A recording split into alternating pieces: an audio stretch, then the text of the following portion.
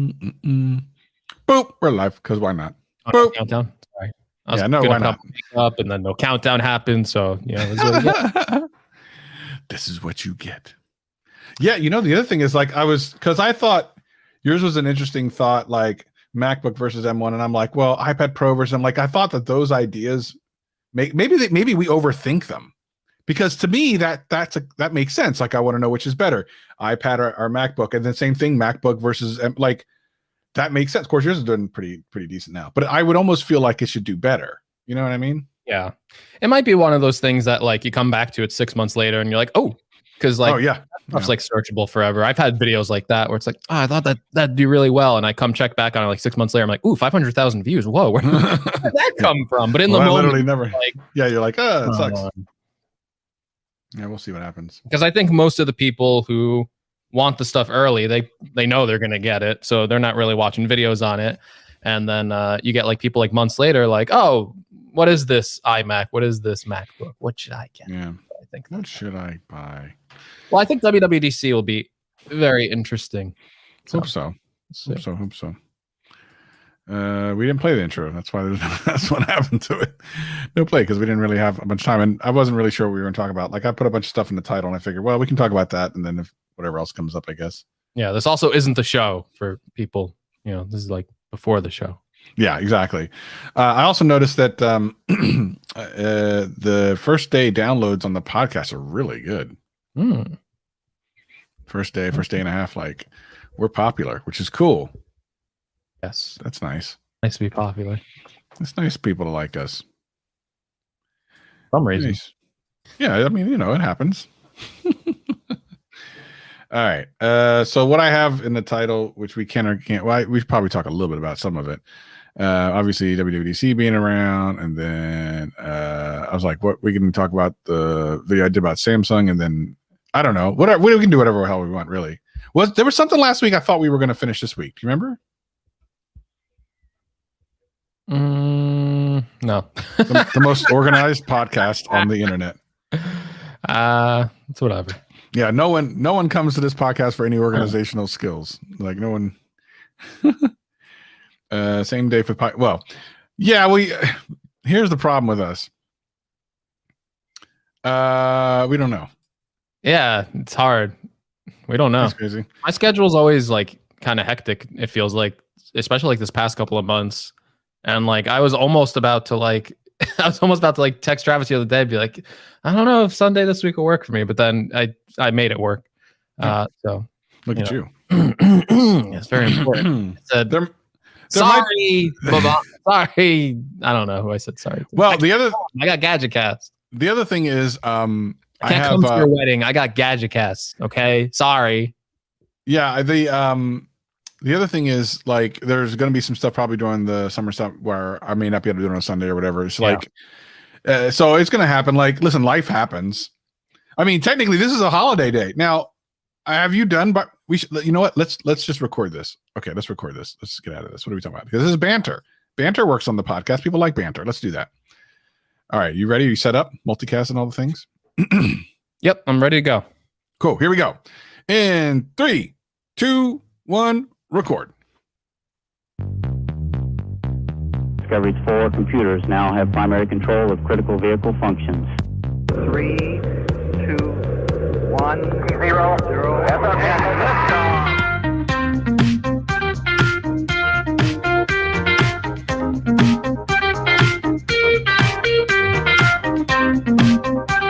Hello, all my space traveling friends. Welcome to the Gadget Cast. My name is Gregory McFadden, joined always with my co-host Travis MCP.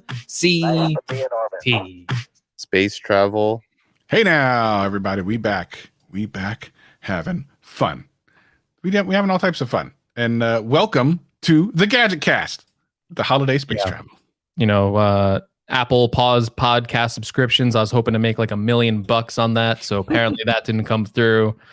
So we're going to try something else. We're going to put up a lossless version of Gadget Cast so you can, plug in your high fidelity headphones and listen to us and let us know, if you prefer the high fidelity version of Gadget Cast, like a 4 gigabyte file. If it doesn't be fast. So we should do it in spatial audio. Do it in 3D audio. Yeah, we could do spatial audio. We can do ASMR, Gadget Cast. I think that's what the fans want, and I'm always, whatever the fans want. That's what I'm giving it to them. But they got to pay for that. So I'm thinking like $20 a month, you get the ASMR version. Something like that. I mean, listen, here's the thing. If you're listening to the audio podcast, the audio quality is actually really good, and it's better than the YouTube audio. We record it separate from that. Yeah. So we think you're getting a great deal for the no dollars a month you spend with us currently.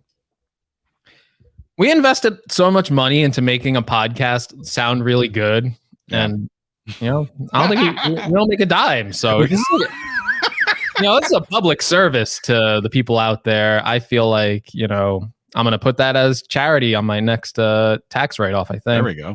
$30,000 charity thing, right? Is that what that is? Is that how that works? What is the Gadget Cast show worth? What is, how much, like, if someone came over and was like, you know what, we want to buy Gadget Cast, how much would you sell it for? Let's take a look on Google. How sometimes they have those, how much is whatever channel's worth. It does not say. It does not have an opinion on us. That's not a good sign. So we're going downhill quick. I don't know if Travis ever enabled the super chats. Maybe we'd be making $1 billion here. Travis has to find his pin. He lost the pin, so we might never make money on Gadget Cast. But that's fine with me. I don't do it for the money. I do it for the love, Travis. I don't know about you. It's it's all love for me. Well, at this point, obviously, I can't do it for the money. So there's your answer. because I keep that stupid thing. Ridiculous. Well, anyway, tons of fun. We're gonna have lots and lots of fun, and I think we have stuff to talk about. But what's been going on with you? I'm still using the M1 iMac. I released a lot of videos on it. And I'm still using the webcam, actually. I was like, should I set up the camera? And I was like, you know what? I'm going to stick on the webcam for this week again. Let's see if I could do it. People said in the last video that I looked blurry at times because I think if I put the microphone close, I get blurry. So I got to, Apple needs to, I need a face autofocus thing, They got that solved on the phones. I don't know. So the way I look at it, Greg and I use our stream sponsor StreamYard. And on that initial, I see a page with me and him on it. You look really clear, more clear than most webcams, certainly more clear than most built-in webcams. So I thought it looked pretty good. And if you guys and gals who are listening to the audio want to take a look at what the M1 webcam looks like when streaming online, you can come to Gadget Cast on YouTube, youtube.com/GadgetCast, and check us out there. Links are in the show notes. Yeah, I can agree more with that. So, Travis, we should talk about tech stuff. This is a tech podcast. It's not just our personal ramblings. Yeah. And you made a video about Samsung, Apple, the two competitors. Looking it out. So, why don't you tell the people? Yeah, I just posed the question, and I did so in a way that would hopefully spur conversation into. There's already a smaller creator that did a quote response video to mine. I've only got to see part of it, and so really, it's not a slight at Samsung at all. It's just that if you look at what's going on in tech YouTube, there's a lot of talk about everyone except for Samsung. And the funny thing is normally at this time of year we would be talking a lot about the Note or something like that, and the Note. It may not happen this year, and the foldables, which is what I would be interested in, I haven't really heard a lot about them. There's been a little bit of stuff here and there, but you haven't seen a lot of coverage in tech YouTube. It's been a lot of the M1 stuff, and rightfully so. The M1 is kind of a really interesting proposition because it's not just for phones. It's not technically on phones at all. It's not just for tablets. It's not just for laptops. It's not just for desktops. It's for all of them, which is kind of crazy. So I think there is a little bit of a love fest going on. Plus, this is almost like Apple is not reinventing themselves, but certainly going through a transition point with the colors and everything that they're doing. That is kind of interesting. And I know Samsung's released some mid-level stuff, which you don't see a lot of coverage on generally. And and 504 says in the chat something which I actually agree with. He says he hears more about Xiaomi than Samsung lately. I actually agree with that. And I was just saying that as now Samsung has put out a couple of these kind of commercials that are kind of, trying to hate on like Apple, which is fine, whatever. But I mean, if I was them, I think they need to get the hype going. You need to get a couple influencers going and talking about Samsung. And if you want to leak some stuff to some creators, do that. Or if you want to show, so I don't know, do something, man. It feels like they're not doing anything, which just feels weird. Yeah. I mean, going against Apple in the spotlight has always been hard, but I think you're right about that. The heartbeat of tech coverage nowadays, all the excitement seems to be around any Apple product. And, these past couple of phone releases on Android, they seem to get less and less and less interesting, even though they are doing some cool stuff. Like, I thought like the first Galaxy Ultra, when it was like the 100 times zoom lens, stuff like that. I thought it was like a cool thing to like showcase as like a phone can do all this stuff. And, that phone had problems with like the focusing and stuff like that. But, there's some like interesting ideas, the fold and stuff like that, obviously too, like really, whether you like folding phones or not, you got to like give credit to the technology in those devices. But even with like a really cool foldable phone, multiple models of it, it just seems like, maybe Samsung's in the news for like a couple of days, maybe a week if they're lucky. And after that, it feels like maybe people are back on Apple. I also have another theory, and, friend of the show, John Prosser, I feel like he's brought a lot of excitement into like these like Apple leaks where, there's always been Apple leaks. They've always been exciting. People have always been into that stuff. But John is quite the personality, and he makes things like tons of fun with how he does his show. So I almost feel like a lot of the reason why there's like a lot of excitement with Apple leaks is actually because of John Prosser and his personality and him kind of going toe to toe with other people and other reporters, where necessarily in the past, you really wouldn't see that. You wouldn't see all this kind of like drama between like Apple leaks and stuff like that. And I kind of feel like, am I wrong in saying that there's like an energy there because of that too now? Yeah, and the other thing about that is I think the proof's in the pudding. When he leaked the new Pixel 6, that was pretty much in a lot of people's minds and certainly on social media and stuff. So I think the proof's in the pudding. Like if he's able to put something out of interest, of course, people have to be interested in it in the first place. And I would say that it is a massive lift to get people interested in Google hardware. Because the hardcores love it, but like outside of that, the ancillary people are kind of mildly interested. But there was a big swath of talk about it because the look was different, and I think John's renders look really cool, and it really got interesting. Now, if that was like a Samsung phone, it probably would have been even bigger. But the fact that he was able to garner any kind of real substantial interest with something like that was really impressive.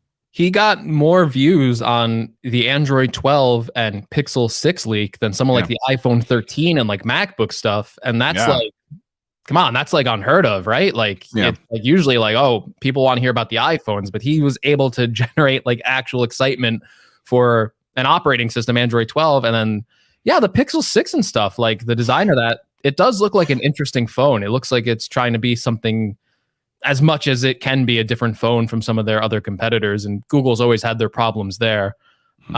So there's definitely excitement around that. I feel like Samsung, if they want to get the excitement back, maybe they got to give Prosser like an exclusive leak, be like, hey, well, he actually has a lot of that stuff that he just doesn't report on. He's told us a couple of times that I should just ask him what he's sitting on. He probably has something and say, hey, like what kind of Samsung stuff are you sitting on that you just haven't reported on? Because inevitably he knows something. But Android 12 looked interesting because it felt Apple-esque in a way. Now, I didn't get to watch the Google presentation, ironically. Like I think I was out about I missed it. You lucked out. That was not good. Really? Oh, it was really boring. And it was speaking, much love to Prosser, but I disagree with him. He was saying on Twitter, like, this presentation isn't for you, it's for developers, and they're way smarter than you. It doesn't have to be interesting. And I'm like, if you want things to sell, it's got to be interesting. I'm sorry. You put your event on YouTube. That to me is saying this is an event for the masses. If you don't want normal people watching, don't live stream it on YouTube, because people are going to come into that with a consumer angle. And it was a really, really boring event. It is surprising to me When the first virtual event started happening, and this wasn't even a complete virtual event, they had people there, right, to generate excitement. You would think at this point people would look at Apple's presentations and go, all right, we're going to copy like 95% of that. And I don't know, they just can't seem to pull it off. A lot of these other companies, when they do these presentations, there's a lot of awkward moments. There's like no excitement. Even with Apple not having like a crowd and stuff, they're still able to like edit these videos in a way that generates hype and excitement as they're showing off like new products and stuff like that.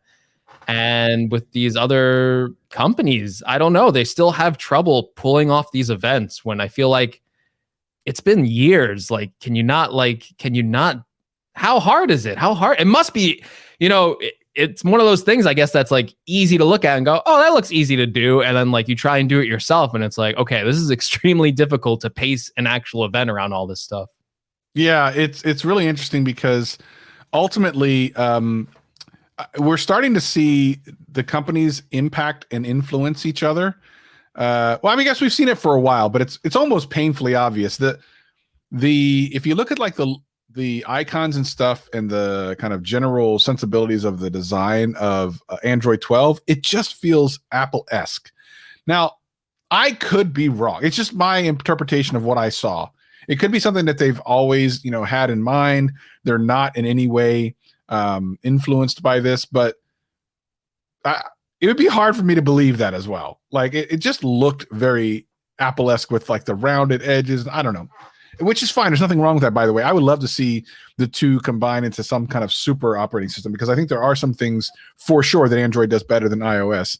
But the one thing about iPhone, so I was on a different podcast the other day. It's about retro video games. Ooh. And they asked me, it's not a podcast, it's a live stream. And they asked me like about Android versus Apple and how many people on the panel had Apple versus Android. And everyone except for one person had an iPhone.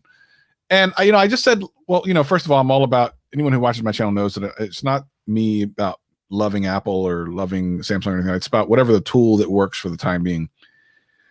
And the iPhone just works really well. Like, it's not a super exciting phone. As a matter of fact, I'm not super excited about the iPhone 13. Like, I can't imagine they're going to do anything that's going to excite me. But I know that I can rely on it, and I know that it just integrates so well with other things that I use that it's almost more of a pain to not use it. And that's kind of, and then I love how some people go, well, then Apple traps you in the ecosystem. Well, yeah, that's what a good company should do. They should make it hard for you to ever leave. That's kind of the point. Like, they should make it almost impossible for you to leave. And, while people will give Apple a hard time about that, literally, like someone on the panel was like, yeah, well, I want to leave my iPhone, but it's just so much to kind of transfer everything over and then move all this stuff. I'm like, yeah. And that's pretty purposeful.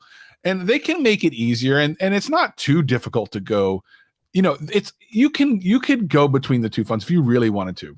But it is a little bit hard to let go of all the stuff that you have set up a certain way. And it would be very difficult. And really, who wants the pain? Who wants to go through that? It makes no difference.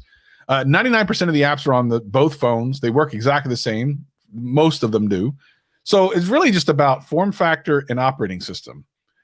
So it's not that one is so much better than the other. It's just what works best for you.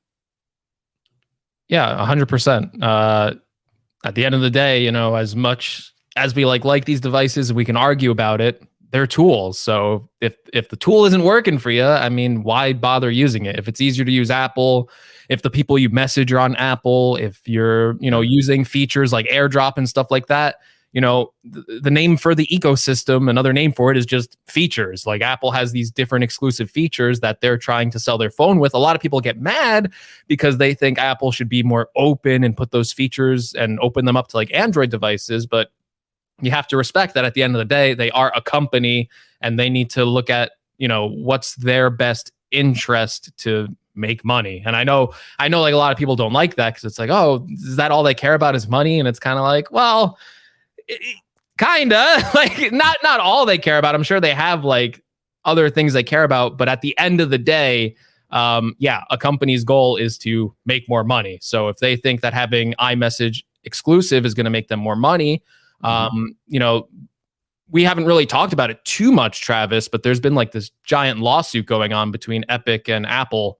Yeah. And, we've learned, like, if you read like into like the court documents and stuff like that, they get to go through discovery. So you actually get to read like some of like the personal emails that like Craig Federighi and Tim Cook are like sending each other. And, you know, a company, you know, we like to think of like Apple as like, they have one idea and they go with it. But a company is made up of all different people with different ideas. And people at very high levels have said, maybe we should put iMessage on Android. I think it's a good idea.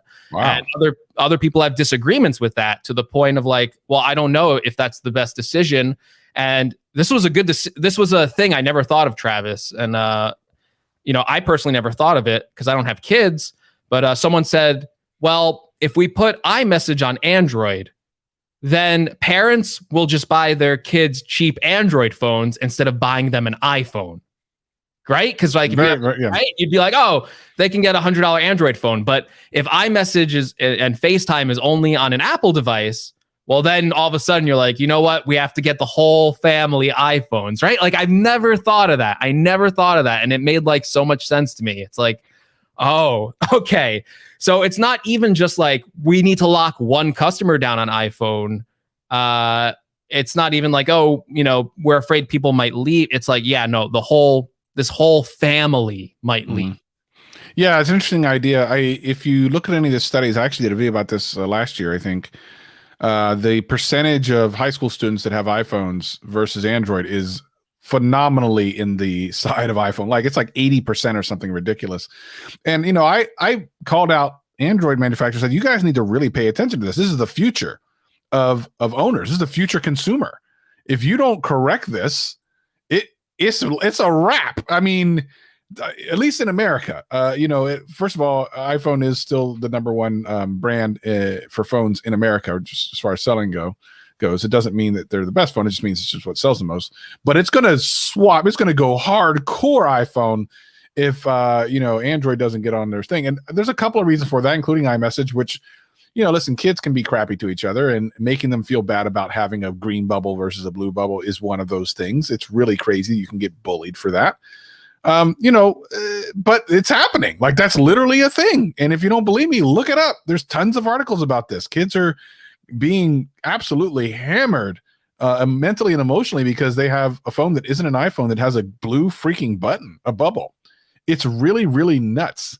So we'll have to see exactly what happens here.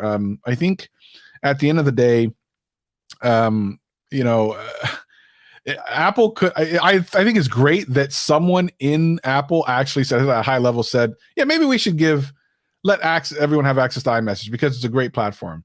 I love that idea, but I also think that, and then many people have said, well, that's just never going to happen because that's one of the things that keeps them. And I will say this: I did agree with a lot of the people before I started getting an iPhone. I always wondered, well, what's the big thing about iMessage? Just messaging, just text message, whatever. Like, that was my thing. And a lot of people, I saw people that in chat and everything. I used to say that when I was using an iPhone or an Android phone all the time. You have to use it for a while to understand like why it's so good and why it's so beloved. And once you use it for a while, a couple months, especially if you have a lot of friends with iPhones, you will totally get it. And some people go, what about WhatsApp or something? Well, you got to download WhatsApp, and everyone has to have WhatsApp. And maybe overseas that's common, but here in the US, it just isn't as common.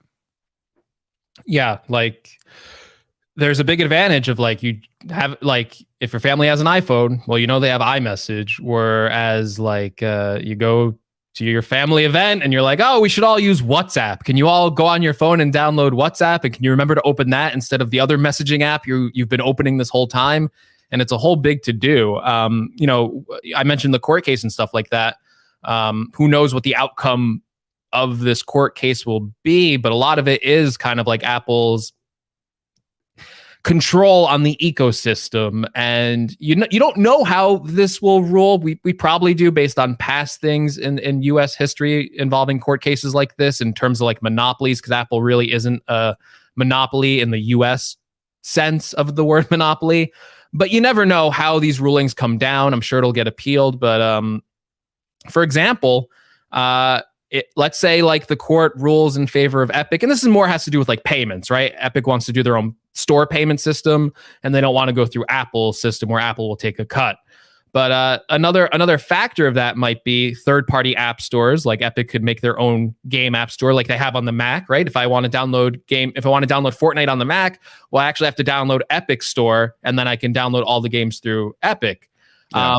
You could have a scenario in the future where when you first load up your iPhone, that all of a sudden, depending on how these courts rule, Apple may have to put like a mandatory screen going, we have iMessage, but also here is a list of all the other messaging services if you want to install one of these instead of use our service, as a way to kind of crack down on their advantage of owning the platform and kind of putting these default apps on your phone screen.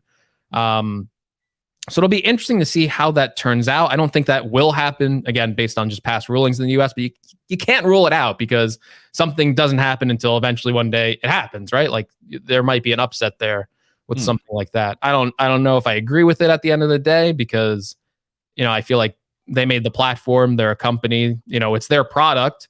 That can also be a disadvantage to them, especially if Android is more open. That can be another competitor's advantage. They can go, hey, we don't tie you down to whatever apps are on our platform. You want to download this app, you want to use a different payment method, feel free to. But I think Apple is most likely going to have a strong stance here, considering Google also takes like a 30% pay cut. So there's really no difference here. And then if you look at console makers like PlayStation, Xbox, the cuts can be even like bigger there and even more locked down on those systems, with them moving really hard into digital content and kind of leaving physical stores behind. Another thing about the operating system that I really like, and there's no reason Android can't do this, but I actually got an alert on my iPad or iPhone yesterday that some of my passwords had been found in a leak somewhere online. Now, I have LifeLock, which does that for me but it does a combination of username and password and looks for that stuff, which I think if you're online and have an online life, you need to use something like LifeLock. But I actually didn't know, I don't think I knew that Apple even had this. It was really nice though, because it told me which account passwords had been leaked, but just because the password had been leaked doesn't mean they know your login. It's just saying that password is in some like list. But having that information is great because it even tells you like how many, because some people reuse passwords, right? Obviously some people just do. It even tells you like which accounts you have them that are shared. And I was like, wow, that's such a great like user experience. Like, thank you for paying attention to that, because most people wouldn't even know to do that or to look into that. I had no idea that existed. Now, I don't know if that exists on Google. If it doesn't, it should, because man, that is such a nice thing. I'm like, right now I'm paying for that service among other things with LifeLock, but you could totally, just use this service, which is like free because I'm not paying nothing for it, I don't think, with Apple, and it can tell you, hey, your password is out there, you should change it. I mean, what a cool little thing. I loved it. Yeah, it's those little features from time to time that you appreciate, that kind of stuff, especially if they're doing you a solid and your password was actually leaked. And it's also to Apple's benefit to alert users of that if they have that information, because that's a whole to do. So you know what? Yeah, you know what I've seen? I'm curious to see what you think about this. So talking about WWDC, which is only about a week or so away. It's not that long, which is kind of interesting. It's really interesting. A lot of people now are starting to disagree. I'm noticing that we might get pro apps on iPad. I don't know what this is for. So when I did the video a couple of weeks ago, a lot of people were like, yeah, that makes sense. Yeah, that makes sense. And I still think it makes sense. But I'm starting to see a lot of people back off of that sentiment, and they're thinking, nah, we're not going to get it. And listen, there's no guarantee we're going to get it, but it would be just, I still say it doesn't make sense for them to have such a ridiculously powered iPad Pro with all the RAM in the world and the storage and not have any real use for it. I guess though, I couldn't be completely shocked if we don't get it, but I would be a little vexed at Apple. I mean, what do you think about that? Are you backing down from your thought where I think you agreed with me that we should see that now, or do you feel the same? I think we should see it. I also wouldn't be surprised if we didn't. You know what I mean? Like, I wouldn't be surprised if we didn't see it this year. But I would be more surprised if I didn't see it in the next 2 years, next 3 years, right? Yeah. Like, I could understand, like, all right, they just released this iPad Pro. We're thinking they have all this time to like do the software side of things. We really don't know the development of all that. That could be in their mind. You know, from like working at a company, like you have these time frames of when you need to launch a product. And if the software isn't ready and the features aren't ready for that software and stuff like that, well, you might choose to delay that side of it and just get the hardware out there because you want to get the sales and stuff like that. Mm-hmm. So, you know, we're already kind of got that, right? Because they did release the iPad Pro and they're, you know, this software, whatever they're releasing, technically we can get betas of it, but it won't be publicly available until September. So that is still a long time to wait. So I really think it is coming this year. I really don't like, if it wasn't coming this year, I really feel like Apple wouldn't be advertising the memory in the iPad. I thought that was just a huge tell because they've done it in the past where there was different memory configurations and they didn't tell anyone. There was, you know, the 2018 iPad, if you ordered the terabyte version, you got 6 gigabytes of memory and they didn't tell you, you know what I mean? Right. Like so with this one, it seems weird that they're like, yeah, up to 16 gigabytes of memory. Go ahead and, you know, it's like, well, okay, what's that for? And I think someone said like a single app on the iPad can technically only use 5 gigabytes at a time right now. So I feel like there's got to be a system to take even more advantage of that memory. Well, but that's a silly statement, by the way, because up until this year, well, the most RAM you had on an iPad was like 6. I don't understand why anyone even mentions that. A, it's pre WWDC, which could change all of that. And B, we've never had an iPad that can take advantage of more of that anyway. Like, why do people bring that up? Every time someone brings that up, I like smash them out and go, yeah. And water is wet. And the world is round, and we didn't have enough RAM for that anyway. So who cares? Hey, and like you're thinking like, oh, 5 gigs, I have 16 gigs. Well, it's like, yeah, but like one app can take 5 gigs, the other app can take 5 gigs. You could swap between them, and you're not going to have any issues. Where it's like, yeah, you're right. The 2018 iPad Pro has 4 gigabytes of memory, so like you have to like account for like the system and everything taking all that memory. So yeah, I get what you're saying and stuff like that. Yeah. And like an app taking like 5 gigs of RAM on like an iPad where everything's like usually like pretty well optimized and stuff like that. It's probably like way more than you think it is. Yeah. I wouldn't put money down on like, oh yeah, we're definitely getting pro apps this year. Yeah. But I have to imagine like within the next 2 years, there has to be some sort of strategy. Otherwise, I don't know what Apple is thinking with the iPad at this point, especially on the pro level devices. Like I wouldn't even be mad if Apple was like, hey, these are exclusive to the M1 iPad Pros. You know what I mean? Like, if like, hey, you can only get Final Cut on the M1 iPad Pro. The other ones aren't powerful enough to run it. They don't have enough system memory. I wouldn't even be mad because I think eventually you are going to have to rip that Band-Aid off and you are going to have to make a cutoff with some of these iPads. I can't see like the 10.2 inch iPad from like a year ago being able to run like Final Cut. I just don't think it's going to happen. I would love to be wrong because I think, hey, if you could get an iPad at that price and get like Final Cut and all these apps, I'd be like, hey, that's a really great value for people who need to purchase that. And I know if Apple does this decision where it's like, yeah, you need an M1 iPad Pro to take advantage of this, you know, people are going to be very upset because people just bought the 2020 iPad Pros, people bought the 2018 iPad Pros, and Apple traditionally supports software for a long time. So they're going to feel really burned by that decision if they decide to do that. But I also feel like these systems are so powerful, you know, sometimes it is better to just rip the Band-Aid off, move along, let's move on to the next step, because I think the people who are buying the iPad Pro, the people who do want these pro features, and I fully acknowledge that we're in the minority here, right? Like we're not the majority of people who use iPads, but I think you got to give us something at this point. Even if that's like us, even if I got to go into settings, and this is very on Apple, like even if I got to go into settings and go, I want the pro mode, give me the pro mode where I can like have multiple windows and I can toggle all this stuff. Like, I feel like that'd be a better way to do it. I don't know. Like, I really don't know. Like, could you even do like Apple had Windows Boot Camp for a while. It wasn't an easy feature to do. Like if you didn't know what you're doing, you might be like confused. Like, oh, I got to go to Windows website. I got to download a full version of Windows. Then I got to reboot my computer. I got to allocate hard drive space. But it was something pro users did who needed Windows. could you do the same thing on an iPad? Like, Travis, if I gave you the ability to partition your iPad hard drive and have Mac OS on it, and maybe you need like the magic keyboard to work, right? Because Mac doesn't accept touch, so you need a trackpad and keyboard to make it work.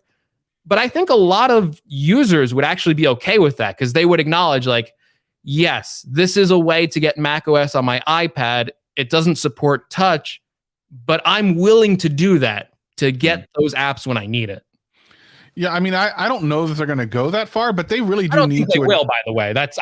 I 100% don't think they would ever do that. But they do need to address what the iPad started out as and where it is now. Yeah. It started out as a larger iPhone without some of the features. I mean, it had 90% of the features, but the reality is, like, it is now something different, and the Pro series is promising something that it can't exactly.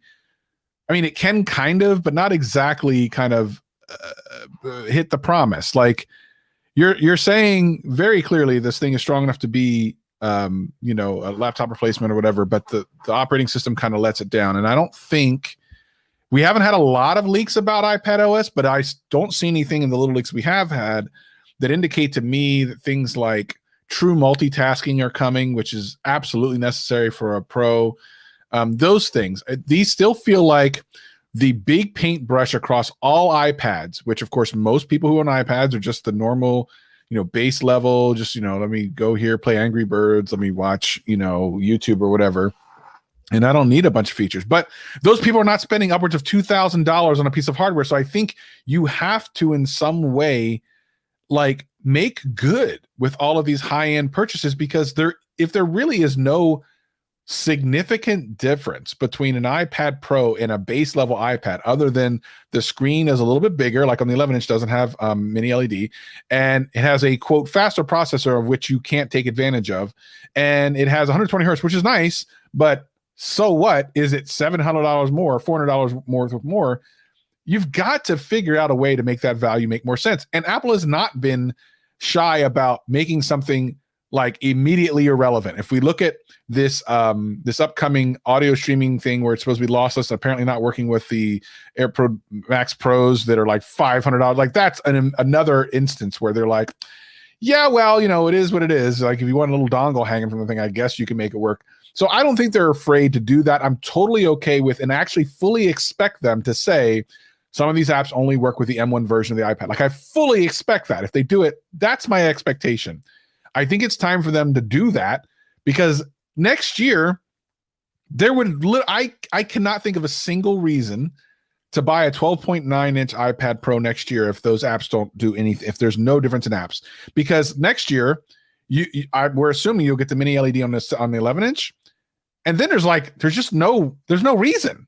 There's no reason. I need a reason. Give me a reason, Apple. Yeah. What do I want to say? I had a really good thought, and then it's like, and I was like thinking about it, and I was like trying to refine it, and then I think I lost it, guys. I'm sorry. Let's see. Yeah. It'll come back to you. It will come back to me. I don't know. What was I going to say? I had a really good thought. I think I lost it. Oh, no. Because when you look at the price point of the 12.9, it's $100 more now than the MacBook Air. And it's like, what are you getting out of that device when it's like that? It's like the value on MacBooks are now better than on iPads, and that wasn't, it completely flipped. Before it was like, oh, the iPad, it's going to run so much better than the cheapest MacBook, and now it's like, oh, now the MacBooks have iPad hardware, and it's like, oh, it comes with the keyboard, comes with the trackpad. It's like, unless you really need touch, unless you're like drawing, which it's like, yeah, if you draw, obviously iPad, that's the use case. But for everyone else out there, why would you go for iPad when you can get the MacBook Air at $1,000? Especially, if you're not used to, Travis, you're so used to like LumaFusion and stuff like that. Maybe it's a little bit harder. But for people who haven't like made that jump yet, it's like, okay, I'll just go for the MacBook Air. And back to your point where you were talking about like the iPad when it first came out. Yeah, the iPad does need to evolve. And listen, when the product first came out, I think it made a lot of sense because our phones were like 3.5 inches for screen size. Mm-hmm. So it's like, having a separate like 9.7 inch screen that I can carry around the house makes so much sense because I don't want to read email on my phone. I don't want to watch video on my phone. The screen's too small. Well, now we're at a point where like most of the phones that people are carrying are like 6-inch display sizes. So even if they're not as big as the iPad, it's like, well, yeah, I can watch a video on my phone. I can type out an email on my phone. I could do everything on my phone at this point. It's a pretty comfortable experience to do a lot of these things on your phone. So the iPad needs to be more than just a bigger phone. It needs to be more than just a bigger phone experience. And it needs to kind of evolve into this laptop alternative that is a different way to do things. I don't think they should ever put Mac OS on an iPad. I feel like that would just be giving up. But they're smart. There's a lot of smart people in this company. The iPad should be the future device where they need to figure out ways to do things that are better and simpler than on the Mac. Again, hard to do, right? It's not like, oh, I know what to do. I know how to make the iPad better. You don't. If you think you know how to make the iPad better, you'd be working at Apple. Like, we can have all these different ideas and stuff like that, but Apple really does need to make a system that is more complex, but still simple at the same time. Because like, I know, like, if I talk to like my mom and stuff like that, she really doesn't care about like this multitasking stuff. She likes that when she presses, when she goes into an app on the iPad, it's the full app. And then if she ever needs to go back and find another app, she presses the home button and she's back on the home screen and stuff. The simple interactions like that, a lot of people appreciate. But at the same time, people are growing up with these devices who are way more tech literate, and they expect a lot more out of these machines. So a couple of things. Number one, I just saw that someone tweeted us talking about iMore. And interestingly, iMore shared one of my videos about the iPad Pro versus the MacBook Air. And so that's the first time iMore has ever shared anything of mine. I thought that was pretty dope. But they literally talked about, I guess, right as they tweeted this around the same time that we were talking about this on the live stream just a minute ago. The iPad Pro apps can't use all the RAM yet, but there's a wild iOS update on the horizon. Will it, make a difference? And it's interesting because there's a quote here. So someone in the chat was talking about Procreate, which is a like a picture, what is it? Like a photo editing software that like a drawing app. Yeah. And someone tweeted them to go, I would imagine that the 16 gigabyte M1 might get more layers dimensions than I can currently use. And Procreate said, as of now, all M1 iPads have the same amount of RAM available. As soon as we have access to more, we'll pass that on to you too, which is interesting because that goes back to the 5 gigabytes we talked about before.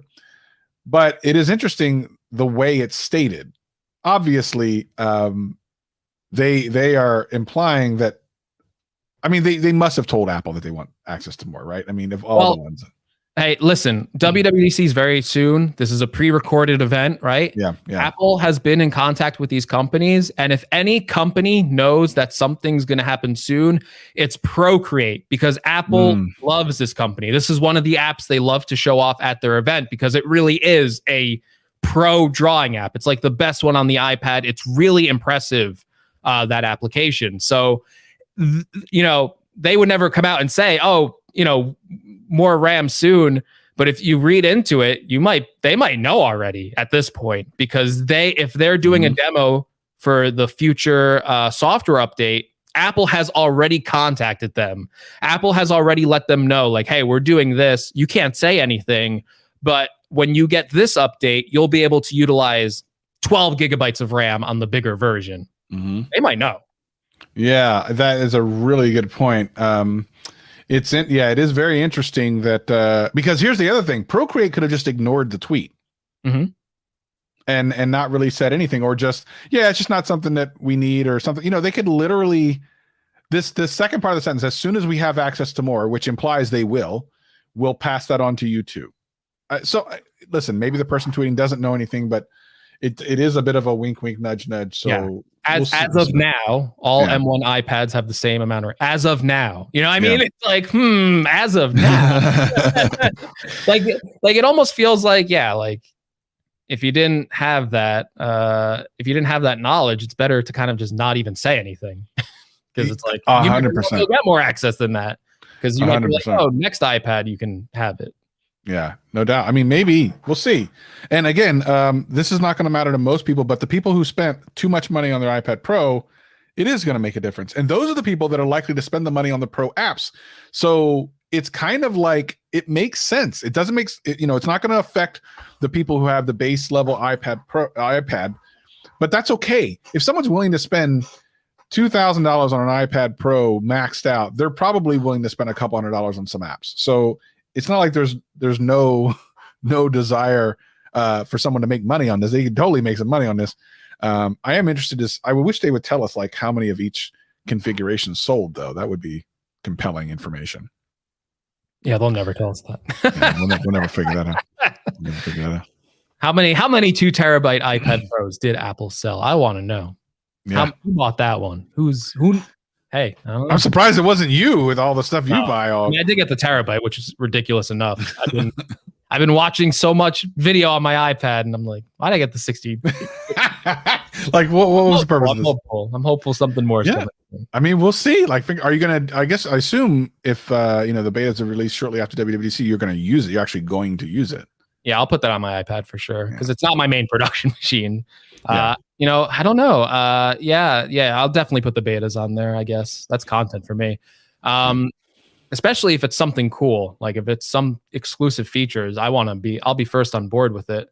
It's going to be an interesting WWDC. I said in one of my recent videos on it, I don't recall a time going into this kind of event where I feel like I don't know anything. I feel like every year I feel like software leaks, we usually get a lot of them. Like it's like, hey, there's a new software feature. Like with iOS 14, the big thing was widgets. Like we knew about that for like a year in advance. Like, hey, there's going to be widgets on the next iPhone. It's like, okay. With this like iPad stuff, it's like, yeah, like I haven't really heard much. I haven't heard much about iPhone. I haven't heard much about the Mac. I heard next to nothing about Apple Watch stuff. Yeah. So I feel like they got a tight lock on the software stuff, not necessarily the hardware stuff. Well, let's also, speaking of hardware stuff, there are rumors a couple of devices may be released during WWDC. You know how you said people in your video were like kind of like flip-flopping and saying, we're not going to get this version of iPad. I had the thing with hardware in my videos. People like this week were commenting, we're not getting any new hardware at WWDC. You fool. Don't you know this is a software event? You don't know anything. And I'm just like, yeah, except like the 9 other times where they actually released hardware. Like go look on YouTube, go look it up. It's not like impossible. They've done it before, guys. Like I know sometimes it's all software and it might be, but like don't say never. Come on. Right. No, that's silly. We don't know, but Prosser seems to be. Prosser said confirm. That's an interesting terminology he used there. That's strong. He doesn't use confirmed very often, so he must have seen something very definitive, and that's interesting. So I know a lot of people have been waiting for that, and this is what we expect to be the M1X, right? Not the M2. Is that what we think?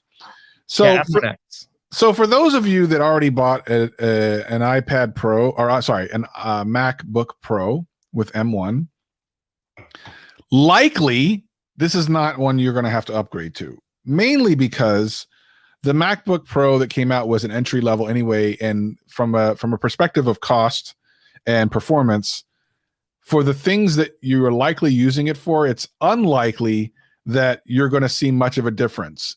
Having said that, there are some people that bought the existing MacBook Air for content and stuff and knew all along that they've been waiting for this one. That's a different answer. But to just shut off the questions that are going to come up, if I got the MacBook Air or the MacBook Pro, should I get the new MacBook Pro when it comes out? Probably not. You will see numbers that'll say it's a little bit better, but that's because of the GPU, not necessarily because of the CPU portion of it. We suspect the vast majority of it will perform similarly for the things that you would normally use it for. This particular MacBook really should be and probably will be aimed at professionals or prosumers. So if you have something, you like the M1, you're good, keep it. Don't worry about it. Settle down. Sit down. Yeah, this update really is for the people who didn't really switch over to any of the M1 stuff, the people who are waiting for something bigger and better. I know I switched over to the M1 stuff because I really do like it a lot and stuff like that. But I think like if you look at like the bigger people who are making content that's more complicated than mine, They're waiting for these pro level machines, and that's what this M1X is going to be, whether that's 14-inch or 16-inch MacBook Pro, maybe a bigger iMac. These are going to be more expensive machines, but they're also going to be more powerful. And if you're doing like tons of like video editing and stuff like that, yeah, that machine might be for you. If you're like a casual user, like I assume most of you guys are, like I think M1 probably going to be enough. Like M1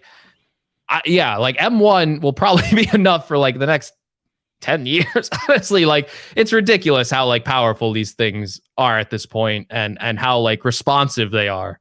The single core performance, is what most people use. Like if you open an app, that's not multi-core performance, So if you're not exporting video, and people always hate that, right? When we say that in our videos, but it's like, well, that's like one of like the few things that takes advantage of multi-core performance. Right. So most people aren't taking advantage of multi-core performance, and that's what the M1X is really going to focus on, that and graphics. So if that sounds like you, maybe one of these machines will be for you. I think a lot of people are also going to be attracted to the fact that these MacBooks are supposed to have more ports in them again, right? Like that was like one of the big things that people hated about these new ones.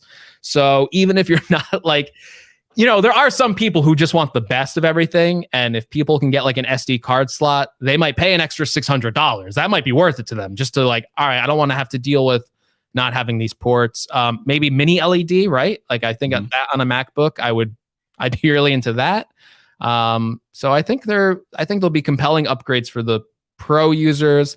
There might also be some consumer level features, now that I sit here and think about it, that people might be a little tempted to upgrade to these models. Yeah, we'll see. I mean, the thing is, like looking into our crystal ball, number one, you got to remember, this is not a consumer facing event. Yes. At all. Like you'll be able to watch it if you want to, but it's not meant for consumers, which means it's not going to be a hard sell. And really the idea behind even perhaps releasing hardware like this during an event that's not really meant for the general public is that these products aren't necessarily really meant for the general public. That's the implication. It's, it's meant for people who are more professionals, developers, stuff like that. So I don't know what the typical turnaround time is for these events, but it's pretty rare that Apple will announce an event minus AirPower and only be more than like a couple of weeks or maybe even a month or so out. Like they don't typically say this is coming in 5 months or something. So if they are going to announce these, this particular new laptop, I suspect you'll be able to get it before the end of the summer, I would think. But I'm not sure. Like why else would you promote? And by the way, if you wait too long, you're now butting up against M2. So you kind of have to get it out. I think that for like the MacBooks and stuff, I feel like it will be a summer product. I don't think they would wait until the fall. That being said, the real pro level stuff, Apple has done that consistently in the past with the last two Mac Pros and the iMac Pro.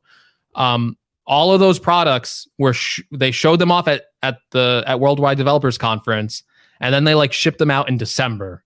Yikes. So with those products, you might see it.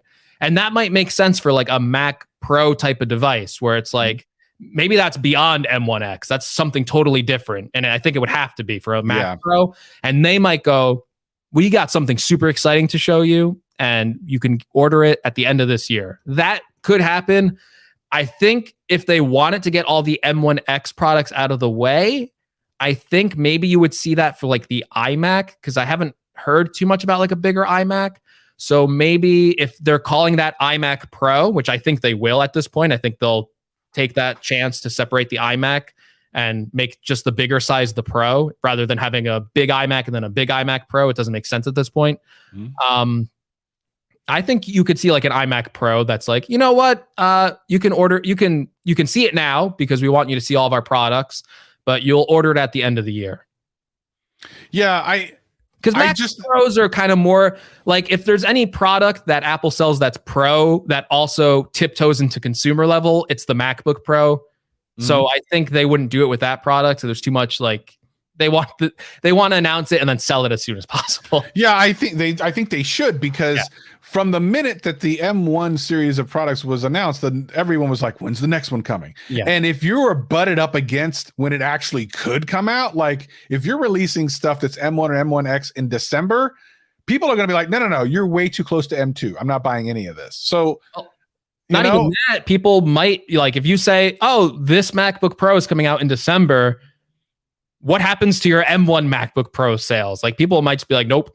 So you don't want that either. You don't want those are both two awful scenarios that I don't think they'd want to do. They would do it for the bigger Pro products, which, people don't really buy. Like, people aren't buying Mac Pros like consumers, so it's fine for them. If anything, they want to let the Pro customers know about that so they can allocate their budget and be like, all right, we're going to order like this many machines at the end of the year. But for like the MacBooks and stuff, I think they want to announce that and then at least ship that within like a couple weeks. Yeah, so Apple, you need to pay attention to Gadget Cast because we're trying to save you some money, man. Tim Cook, we'll make you more money. Yeah, we will. I mean, listen, that's what we're here for. We're here to make you money. So where's our kickback? Where's our kickback? No, asterisk. We're not here for that. Where's our kickback? No, I don't want a kickback. I do want a kickback. Travis does not speak for me. I like to keep my integrity in check. I do not want any kickbacks. Thank you. Listen, I love my integrity until that price gets right. When you get that price right, that integrity has a sale price. You remember $1 Million Man? Everyone has a price for the $1 Million Man. You're just like those big corporate YouTubers. We can't trust what you say. I should be so lucky. You get those embargo videos. I can't trust a word you're saying. Yeah, no, those embargo videos, man. That's another type of pressure that I don't want. Greg and I were talking about sponsored videos before we got onto this, and the embargoed would be just as bad, if not worse, because you definitely have a drop dead date by that, and you can't even necessarily guarantee when you're going to get the product in the first place. Some people are getting it like a day or two before they had to do a video. That would be awful. Like, I would love embargo. You give me like 5 days with that. Oh yeah, you like ship my product late, and I know everyone's gonna be dropping a video like tomorrow. I'm gonna feel the peer pressure, be like, oh no, I need a video out. Well, I need more time with this thing. What am I gonna do? Just do like some like half unboxing, like here it is. Hey, I shouldn't say that. You can kind of tell which YouTubers I think get it a little bit later, because like some people will be like full review, and then some people are like, I unboxed it. I got this yesterday. Yeah. You gotta tell who got it yesterday and who got it like 2 weeks in advance. It's almost like you're just cool enough for Apple to pay attention to you, but not cool enough to get it on time. Like that is like the lowest level of cool. I think my favorite coverage with the M1 iMac was Justine's, because Apple gave her like the treatment. They gave her every color. That's crazy. Like, whoa. I want to be on Justine's level. How do you get on that level? Like, they're sending Marquez one color, but like Justine, they gave her every color. Isn't that crazy? So change your name to iGreg and do this for about a decade, and then do it for about a decade, and then maybe at that point, maybe. Yeah. No, I love Justine's videos. Those ones were really cool. Yeah, she's great. Oh my God, that was awesome. Like every single color. Actually, scratch that. I don't want every color. That sounds like a pain, because Apple asked for their products back. Can you imagine going to the UPS store with 7 iMacs and be like, I gotta ship these? No, thank you. No, thank Apple, you gotta come to my door and pick these up. I'm sorry. I'm not. Come on. Yeah. Have them come pick it up. Speaking of which, I'll end on this. I have so I sell some of my products. So I sold my 2020 iPad Pro to kind of help pay for, the M1 that I get, and I give really good deals when I sell my products. Plus, they're in great shape because they're my like actual products that I take care of. And I went to the UPS store. It's funny because I have a sponsor coming up, Stamps.com, that they gave me an account, which I kind of wish I had before I sent this thing off. Oh, you got Stamps.com? What is this? I need that. I'm telling you, this company that I'm working with, I'll talk to you about it, Greg. If you want to get hooked up, I'll hook you up. But anyway, so I'm looking forward to learning more about Stamps.com. Anyway, I went to UPS to ship off this iPad Pro 2020. I got to make sure my friend gets it here. I've actually sold a couple products to this guy. He has a little YouTube channel too. Great guy. I want to make sure it got there by next Thursday. Now I live in Seattle. I think he lives in like Kansas or Kentucky or somewhere like that. It's not that far. I mean, it's across the country, but not that far. And by the way, I shipped it on, I think, Friday, and it doesn't have to get there until like Thursday. So it's about a week. How much do you think it cost? And I went to UPS. How much do you think it costs for me to ship this thing? Ooh, I've shipped those UPS. They could be expensive.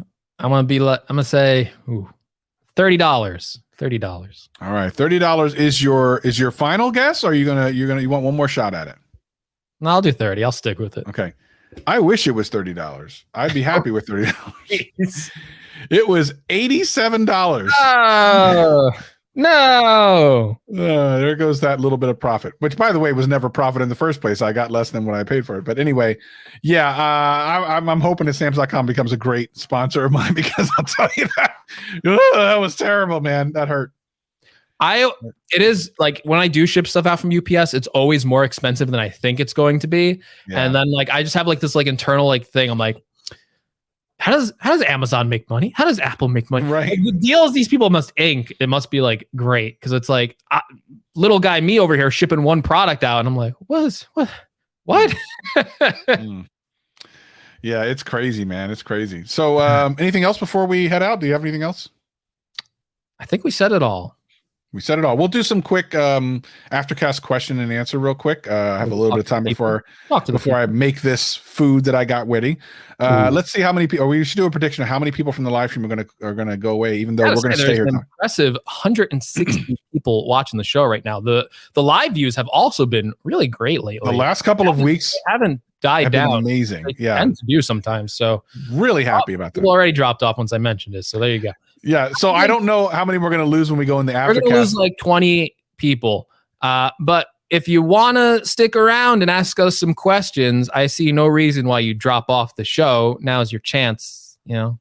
Hilarious. So real quick, for the audio people who don't know this, we do this podcast live streaming, right? So we record it. You guys listen to the audio podcast, but we do something before and after. So if you want to hear more of us, come to the YouTube channel when we do these live, and we do what's called an aftercast. It's not much different than what you hear on the podcast, except for sometimes we'll just mess around or we'll answer questions. There's no reason to leave the podcast. There's no reason to leave the live stream. For some unknown reason, every time we end the audio podcast, we get a drop of like 20 to 30% of your. We have no idea why this happens. So we're about to do it again. And maybe we'll tell you next week what ended up happening. It's funny, but we thank all of our audio podcast listeners for listening to the entire thing, because we love all of y'all. And we'll be back next week. He's Greg. I'm Travis. This is GadgetCast.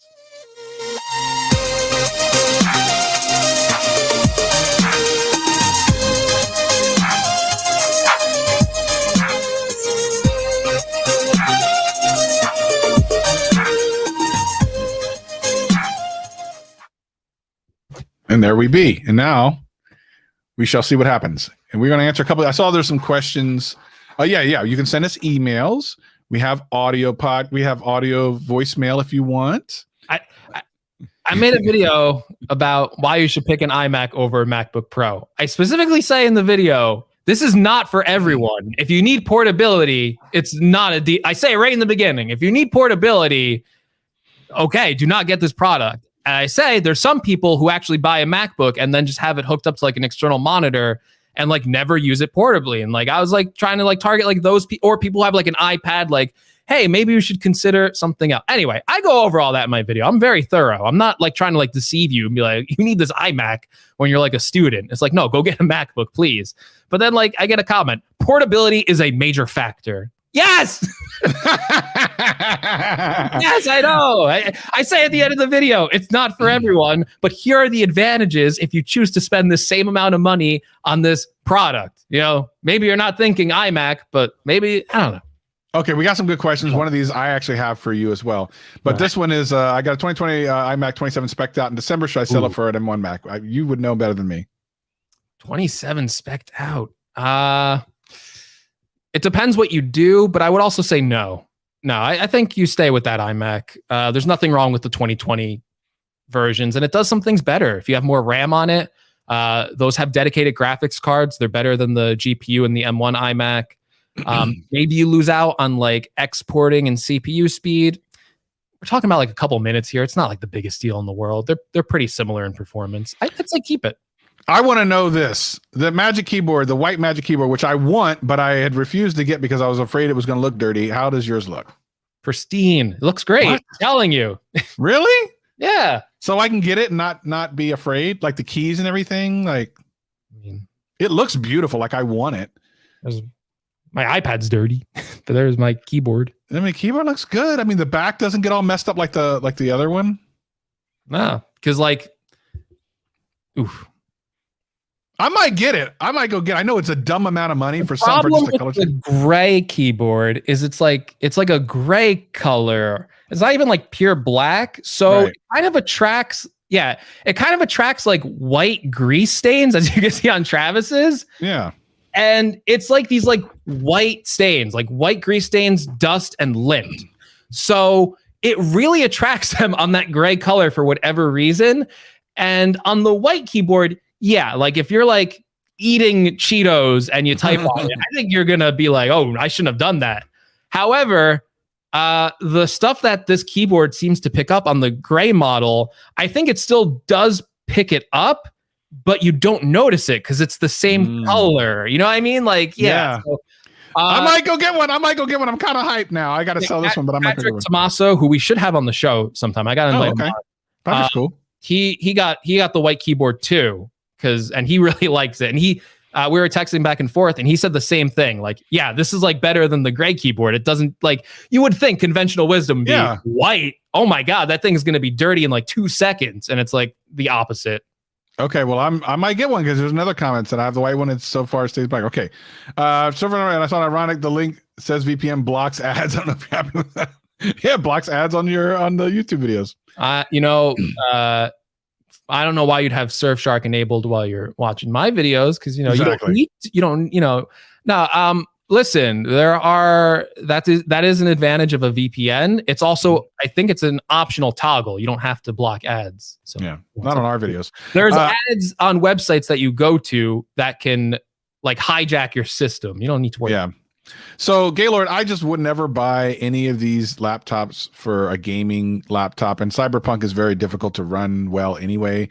Will it run well? I don't know, maybe, but I just wouldn't buy this with that intention. I don't think it could run well, but it doesn't matter if they never make a Mac version of that game, which they won't. So, okay, I'm gonna go buy this stupid thing. Look how many people are saying this, man.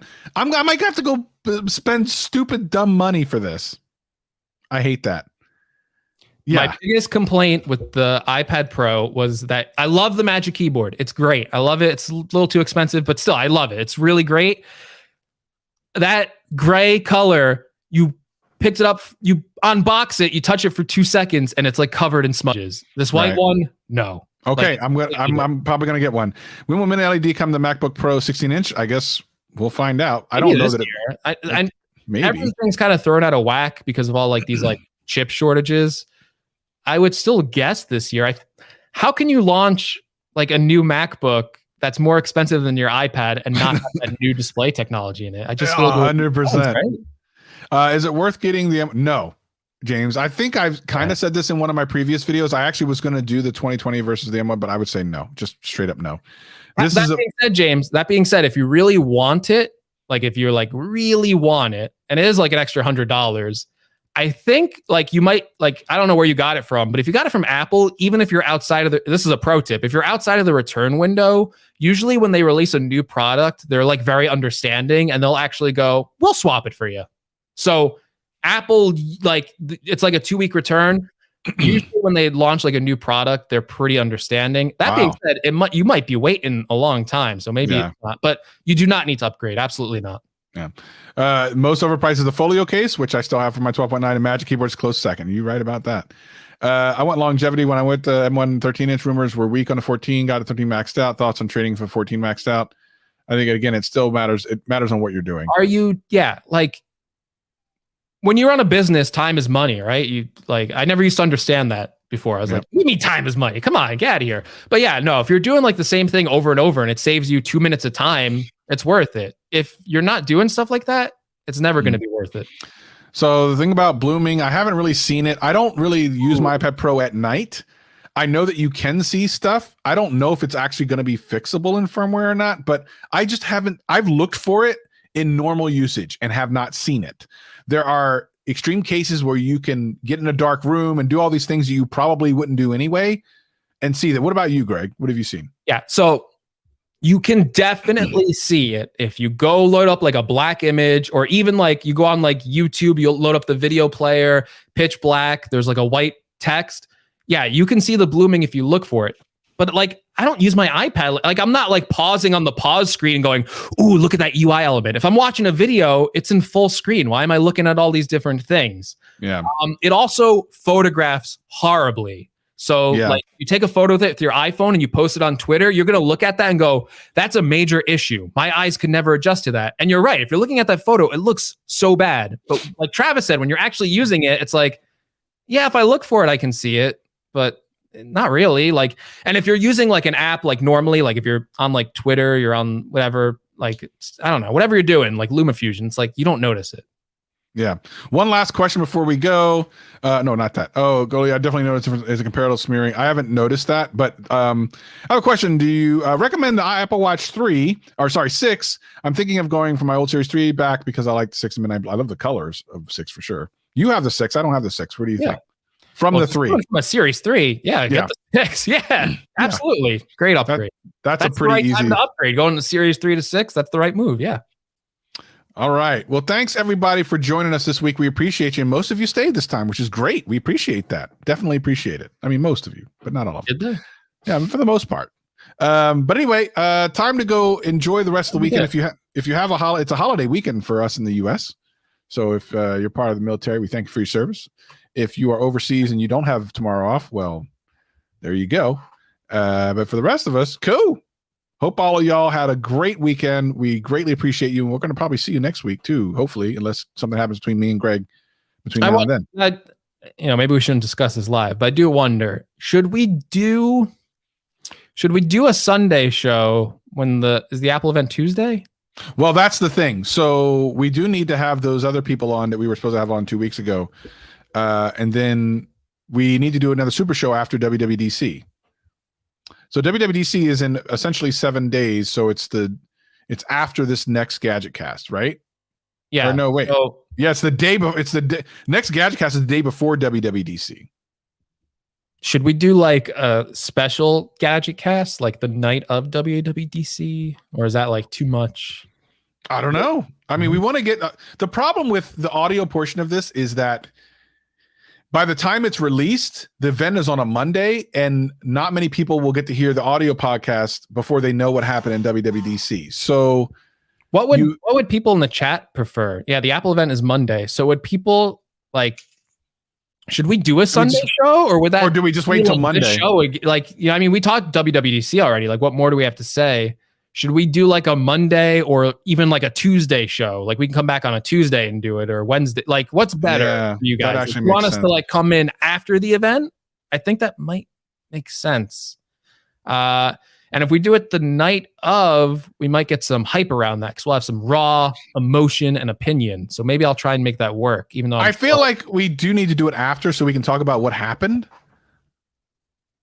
But I don't know, like, the problem is I know you guys are going to be shooting videos upon videos. I mean, I'll have like maybe one video, but I know you guys are going to be video upon video, and getting anyone else to find a little time might be difficult. I think if it's just me and you, it'd be fine. On which day? I feel like I should be kind to myself and say Tuesday. Okay. So we won't do a Sunday show? Is that what you mean? Yeah, I say we don't do a Sunday show. And we'll either do Monday or Tuesday. I feel like Monday would be pretty hype. I'd do it for sure. If we can keep it like an hour. Obviously, I'd make one video and do Gadget Cast and then go work on another video. But I should probably be kind to myself and just say we'll do it Tuesday night. Okay. Well, then don't feel that pressure on me. Then you might not see us next Sunday then, in which case you would see us the Tuesday after. But, keep an eye on Twitter for Gadget Cast and stuff, just in case we do something else or whatever. Figure it out. Yeah. Anyway, we'll see you guys and gals next time. Peace and love. Turn on the notification bell. Yes. You'll be here no matter what. Because here's another option. We could do it and just not record the podcast and just do a little live stream for you guys and gals. So we might do that. We'll see. We'll talk about it. Fine with that. All right. Peace and love. Peace and love. Bye-bye.